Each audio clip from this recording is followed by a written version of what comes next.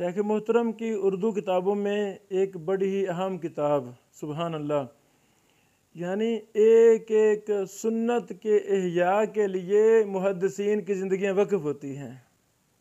اللہ اکبر۔ تو مسنون تسمیہ یعنی وضو سے پہلے، کھانا کھانے سے پہلے، تمام کاموں سے پہلے سوائے دو کاموں کے، جب قرآن کریم پڑھنا ہے تو بسم اللہ الرحمن الرحیم پوری پڑھنی ہے، جب لکھنا ہے تو بسم اللہ الرحمن الرحیم پوری لکھنی ہے۔ اس کے علاوہ جتنے بھی معاملات میں ہم بسم اللہ پڑھتے ہیں تو سنت ہے بسم اللہ بس یہ پڑھنا۔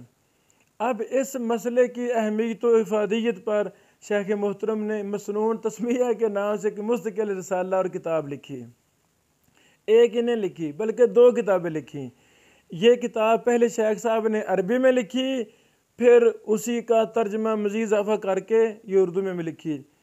لکھا شیخ محترم نے مقدمہ کے اندر کہ عبد الجلیل سامرودی جو بہت بڑے محدث تھے ہند کے، انہوں نے بھی پہلے عربی میں کتاب لکھی اسی مسئلے پر، پھر اردو میں لکھی۔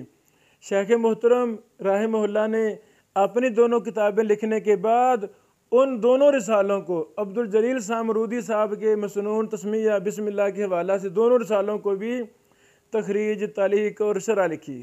وہ بھی شیخ صاحب نے بتایا سلمان صاحب نے کہ وہ بھی 100% تیار ہیں، وہ بھی ہم جلد شائع کریں گے الحمدللہ۔ یعنی محدثین کی زندگیاں احیاء سنت کے لیے وقف ہوتی ہیں۔ ایک ایک مسئلے پر کتابیں لکھنے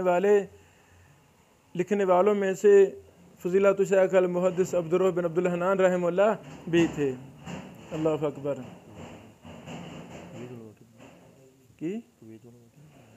ہاں، شیخ صاحب نے ایک بڑا اہم واقعے کی طرف اشارہ کیا۔ کویت میں اسی مسئلہ پر شیخ محترم کا ایک محاضرہ تھا، سیمینار تھا۔ اللہ اکبر۔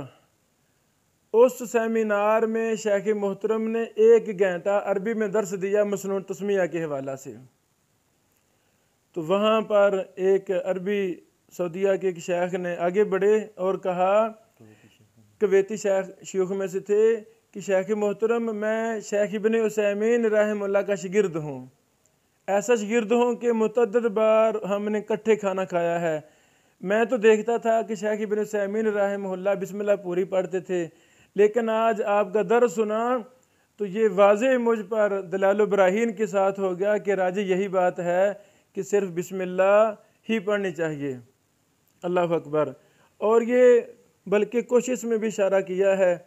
اور شمس الحق عظیم آبادی صاحب رحمہ اللہ کا جو موقف تھا